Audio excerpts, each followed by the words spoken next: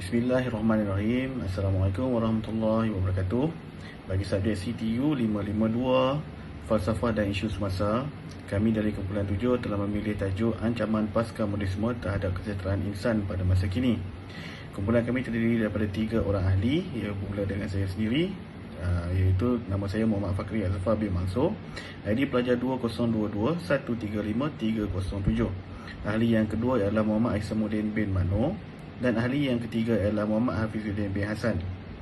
Sebagai awalan pembicaraan kami, izinkan kami untuk mengucapkan jutaan terima kasih kepada pensyarah kami, iaitu Puan Siti Kursiah binti Muhammad Masur, kerana telah memberikan ilmu dan pengetahuan baru yang belum kami terokai dan lebih mendalam lagi kepada kami mengenai perkara-perkara tertentu.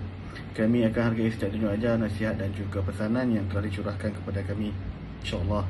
Jadi untuk pembincangan subjek tajuk-tajuk yang seterusnya akan kami bahagikan kepada 3 bahagian, bermula dengan Aisamuddin, yang seterusnya Hafizuddin, dan akhir sekali ialah saya. Assalamualaikum warahmatullahi wabarakatuh. Nama saya Muhammad Aisamuddin bin Mano dari kumpulan 7. Ingin membentangkan definisi pasca modernisme. Pasca modernisme ni terpecah kepada 2. Pasca bermaksud setelah, selepas ataupun sesudah. Modernisme adalah cara pemikiran moden. Pasca modernisme ni dia mengubah realiti dan makna kepada bentuk dan simbol. Pasca modernisme ni adalah satu fahaman terkini yang berkembang pesat di barat, lanjutan dengan fahaman modernisme. Seterusnya, sejarah pasca modernisme. Kewujudan pasca modernisme pada tahun 1970 dan pertengahan tahun 1980. Michael Kohler membuat andaian awal pasca modernisme muncul sekitar tahun 1970. Jacques Derrida menyatakan golongan minoriti pasca modernisme tidak ada identiti kekal. Michael Foucault menyatakan pasca modernisme tidak iktiraf sejarah sebagai disiplin. Jean-Francois Lyotard berpendapat pasca modernisme tidak mempersetujui naratif yang dilahirkan pada tradisi moden. Baiklah, ini adalah tokoh-tokoh pasca modernisme yang mengetengahkan ideologi mereka pada zaman-zaman diorang, pembabitan diorang lah. Diorang cuba manipulate, cuba ubah ideologi pemikiran umat manusia pada zaman mereka. Baiklah, seterusnya ciri-ciri pasca modernisme. Komuniti global lebih penting daripada nasionalisme. Fakta dan pembohongan adalah sama dan boleh ditukar ganti. Kecewa terhadap pemikiran modernisme. Tidak ada kebenaran mutlak. Baiklah, di sini antara ciri-ciri ini, tokoh-tokoh pasca modernisme cuba mengubah ideologi, cuba mengetengahkan pandangan dan pendapat mereka demi kepentingan mereka sendiri. Itu mereka mengubah pemakaian, cara pandangan, tingkah laku. Di sini sikit sebanyak akan memberi kesan yang buruk kepada umat masa tu. Baiklah, seterusnya cabaran pasca modernisme terhadap umat Islam. Perubahan nilai kehidupan manusia, mementingkan kebebasan diri, mempengaruhi dunia Islam, sifat kepenggunaan dan kebendaan, melupakan nilai keagamaan dan kekeluargaan, kemunculan gerakan feminis, institusi kekeluargaan semakin rapuh, kehidupan sosial masyarakat berubah. Baiklah, ini antara cabaran-cabaran pasca modernisme yang kita hadapi sekarang. Contohnya dalam institusi kekeluargaan, anak-anak tidak menghormati ibu bapa, kerap melawan cakap ibu bapa dan mengabaikan ibu bapa. Kedua, masyarakat zaman sekarang lebih gemar mengejar kebendaan dan kemewahan sehingga mengabaikan masyarakat sekeliling, sehingga semangat kejiranan semakin hilang dan pupus. Yang ketiga, ada isu LGBT dan jala murtad dan seks bebas. Inilah kesan-kesan yang akan kita hadapi zaman sekarang disebabkan ideologi-ideologi yang tokoh-tokoh pasca modernisme ini. Baiklah, terima kasih. Saya ingin serahkan kepada sahabat saya Hafizuddin. Assalamualaikum warahmatullahi wabarakatuh. Nama saya Muhammad Hafizuddin bin Hassan dan saya ingin membentangkan mengenai faktor yang mendorong pasca modernisme di Malaysia. Pada hari ini, umat Islam berhadapan dengan pelbagai cabaran dan pemikiran. Antaranya adalah fahaman pasca modernisme ini. Faktor yang mendorong pada fahaman ini, yang pertama adalah proses globalisasi melalui kecanggihan teknologi komunikasi dan juga maklumat. Fahaman ini di mana ianya mementingkan manusia mempunyai kebebasan diri tanpa perlu memikirkan pendapat orang lain. Faktornya yang kedua ialah ia dihangatkan lagi dengan peranan media baharu yang juga mengambil trend dengan laporan sensasi serta provokatif yang berkembang dan menyebabkan pihak awam terheret sama sekali tanpa keupayaan untuk menentukan kesahihan sesuatu maklumat, sehingga ianya menyebabkan konflik pemikiran terus berlaku. Antara lain, faktor yang ketiga pula ialah teori perubahan sosial yang berasaskan rasionaliti mutlak yang telah dibahas oleh beberapa tokoh-tokoh terkenal di dunia. Secara amnya, tokoh-tokoh di serata dunia beranggapan agama bukanlah rujukan sebenar apabila membuat pembaharuan di mana akal dan sains sudah memadai untuk menyelesaikan sebarang masalah. Faktor yang keempat ialah komponen politik di mana ia dapat dilihat melalui pengamalan sistem demokrasi berparlimen, pilihan raya dan juga penglibatan tiga kaum terbesar di Malaysia. Ia merupakan pemodenan politik baharu berbanding politik zaman tradisi. Faktor yang kelima merupakan faktor komponen ekonomi. Kerana sebelum ini ekonomi di Malaysia boleh dikatakan bermula apabila aktiviti perdagangan, pertukaran mata wang dan lain-lain ianya berlaku secara aktif. Sebelum ini keadaan Malaysia lebih kepada ekonomi sara diri dan pertukaran barang ataupun dikenali sebagai sistem barter. Seterusnya adalah mengenai negara barat dan negara Islam yang menerima pasca modernisme dan juga kesannya. Istilah pasca modernisme awalnya muncul dalam dunia seni bina yang mana popular dalam aplikasi sastra pada tahun 1950-an dan bidang falsafah sekitar tahun 1970-an. Kini ia sudah mempengaruhi semua bidang termasuk bidang elektronik dan media cetak. Pertama, negara barat dilihat sebagai penanda aras kemajuan yang menjadikan sains dan teknologi sebagai perkara yang utama. Tokoh-tokoh barat juga berpendapat agama sudah tiada peranan lagi dalam, hanya eksklusif sebagai pandangan peribadi sahaja. Akal merupakan sumber segalanya. Ini berdasarkan anggapan niscaya bahawa Tuhan telah mati melalui penggunaan kaedah empirical, pemerhatian eksperimen dan data makmal dalam pengetahuan dan pendidikan. Namun, pendekatan tradisional masih berterusan dan tercetusnya dualisme dalam sistem dan pemikiran. Pendekatan holistik menjadi suatu cabaran supaya tasawur atau pandangan semesta insan sifatnya integratif. Antara negara barat yang berkembang ketika fasa pasca modernisasi ialah Britain, Amerika Syarikat dan juga Perancis. Zainuddin Sadar mengatakan bahawa semua yang dipercayai benar semasa zaman moden dianggap tidak benar dan tidak boleh digunakan pakai sama sekali pada era pasca modernisasi. Idea besar yang memberi asas rasa seperti kebenaran, moral dan ketuhanan adalah sesuatu yang tidak boleh dianalisa sehalusnya. Kebenaran adalah relatif dan semua aspek kehidupan adalah kontingensi. Seterusnya, negara-negara Islam yang dapat dilihat di mana ramai golongan muda berhijrah ke negara barat untuk mempelajari ilmu sains dan teknologi. Dan setelah mereka berjaya dengan pelbagai kejayaan, orang-orang barat mula menunjukkan minat terhadap agama Islam. Kebangkitan Islam telah menghasilkan satu fahaman baru iaitu Islamofobia di mana Islam dilabel sebagai agama yang fundamental, teroris, ekstremis dan jauh berbeza dengan gaya hidup yang diamalkan oleh barat. Jelas sekali keadaan itu menunjukkan bahawa Islam tidak menerima cara hidup agama lain yang bertentangan dengan pegangan mereka. Lantas ianya memberi ruang untuk Islam berkembang dengan sendirinya. Kebangkitan itu menjelaskan bahawa Islam bukan sekadar spiritual, akan tetapi merupakan suatu cara hidup. Antara negara Islam yang berjaya adalah Arab Saudi, Mesir dan juga Malaysia. Baik, kita tengok pula mengenai kesan-kesan pasca modernisme terhadap masyarakat Islam. Kesan pasca modernisme terhadap agama Islam adalah berbeza dengan kesannya terhadap Barat kerana perubahan yang difokuskan oleh Barat adalah kepada penghasilan bentuk luaran seperti kemajuan teknologi dan pembangunan dari segi bina, manakala Islam pula menumpu kepada isi atau makna satu perubahan tersebut kepada manusia, iaitu kesannya dalam pembangunan akhlak dan juga modal insan. Kesan yang pertama adalah mengenai, kita dapat lihat melalui pasca modernisme ini adalah keruntuhan institusi kekeluargaan, di mana identiti peribadi dan kehidupan seharian tidak lagi berlandaskan adat dan juga tradisi. Nilai pasca modernisme terhadap identiti seseorang adalah bergantung pada bagaimana mereka berinteraksi antara satu sama lain dan peranan gender yang dikonstruk semula. Puncanya berkait rapat dengan LGBT yang terdiri daripada golongan yang berkecenderungan identiti. Isu LGBT yang hangat diperkatakan di Malaysia adalah akibat daripada fahaman anarki yang tidak lagi berpaut dengan nilai-nilai agama dan kemanusiaan.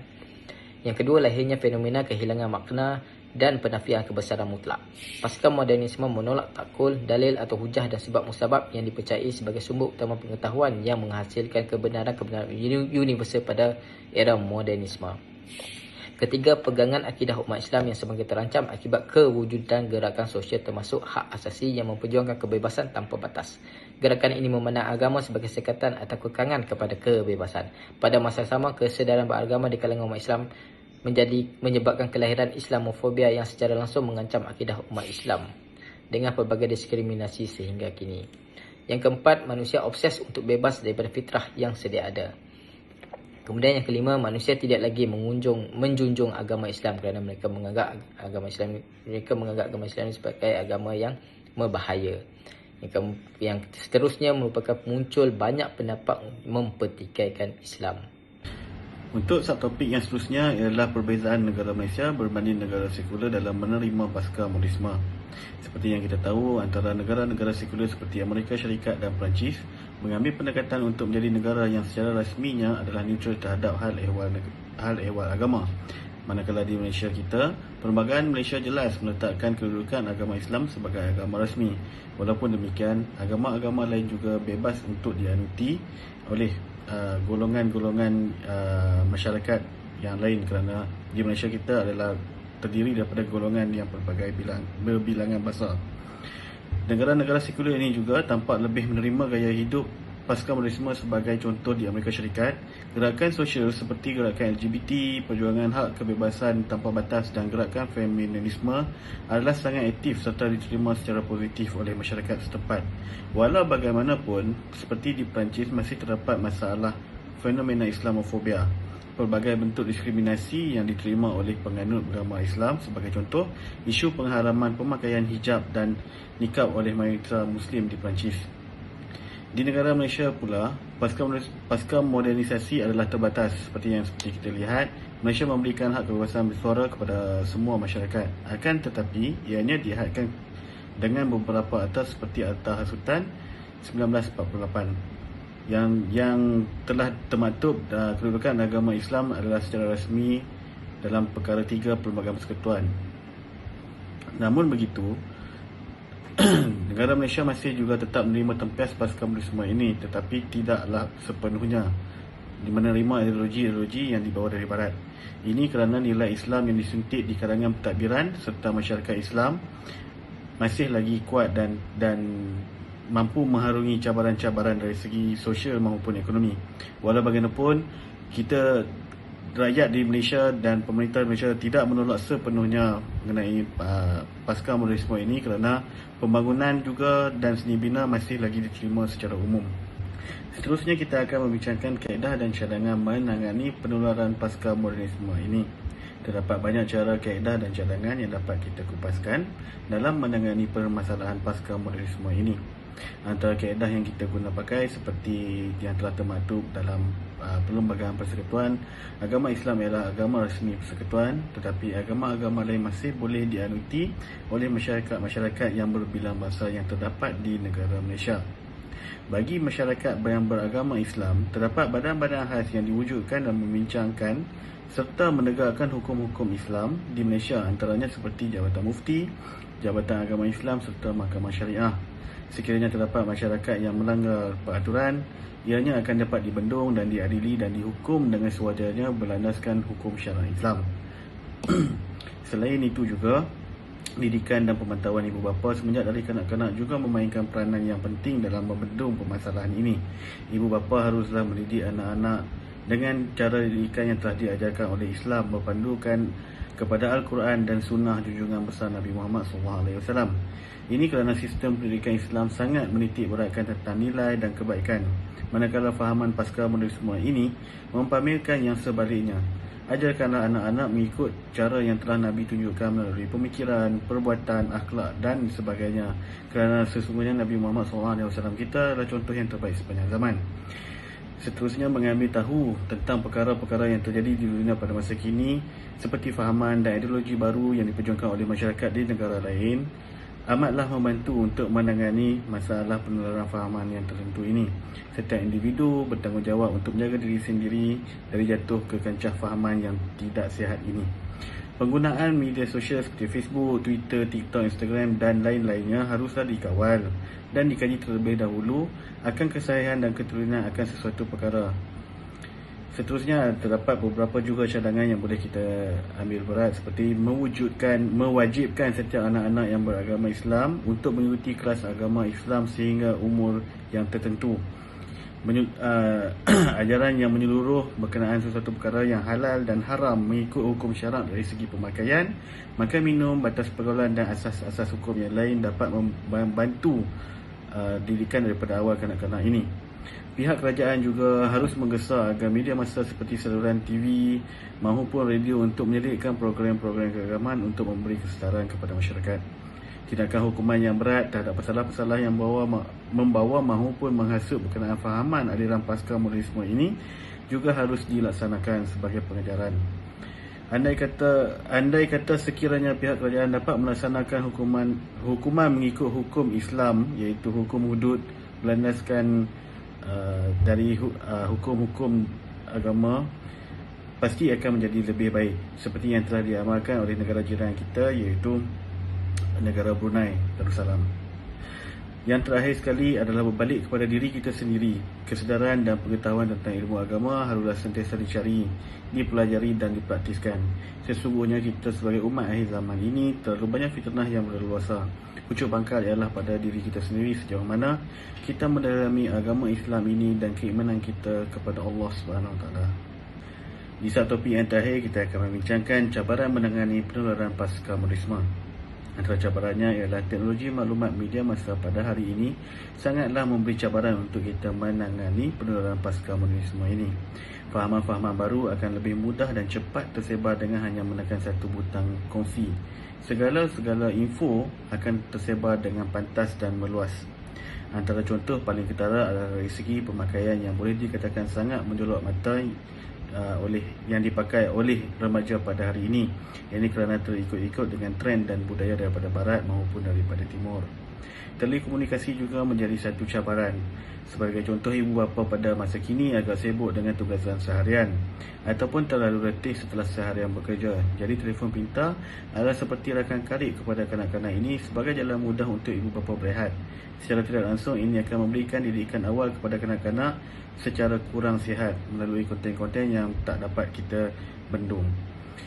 Masyarakat Islam pada hari ini juga kebanyakannya berpendapat bahawa agama hanya tertakluk kepada solat, zikir, haji, puasa dan ibadat yang lain, tetapi tidak mencuba untuk lebih mempelajari dan mendalami ilmu agama.